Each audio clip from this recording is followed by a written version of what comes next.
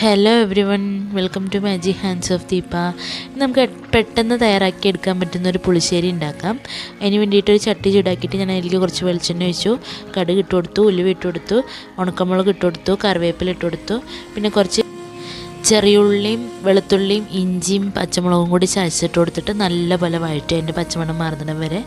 ഇത് നമുക്ക് 1/2 ടീസ്പൂണ് മഞ്ഞൾപ്പൊടിയും 1/4 ടീസ്പൂണ് കായപ്പൊടി ഇട്ട് കൊടുത്തിട്ട് പൊടിയുടെ പച്ചമണം മാറുന്നിടം വരെ നല്ലപോലെ വഴറ്റിയിട്ട് ഒന്ന് മുരിച്ചെടുക്കുക.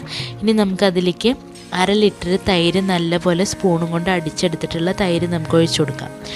തൈര് ഒഴിച്ചു കൊടുത്തിട്ട് നല്ലപോലെ ഇളക്കി കൊടുക്കുക. എന്നിട്ട് തൈര് എടുത്ത പാത്രത്തിലേക്ക് തന്നെ കുറച്ചുകൂടി വെള്ളം ഒഴിച്ചിട്ട് അതൊന്ന് നല്ലപോലെ കഴുകിയിട്ട് നമുക്ക് ഇതിലേക്ക് ഒഴിച്ചു കൊടുക്കാം. അപ്പോൾ നമുക്ക് ആവശ്യത്തിനുള്ള ചാറ് കിട്ടും.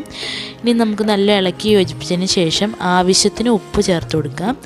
ഉപ്പ് ചേർത്തതിന് ശേഷം ഒന്നും കൂടി ഇളക്കി യോജിപ്പിക്കുക. നമ്മുടെ ടേസ്റ്റി ആയിട്ടുള്ള മോരുകറി റെഡി ആയിട്ട്.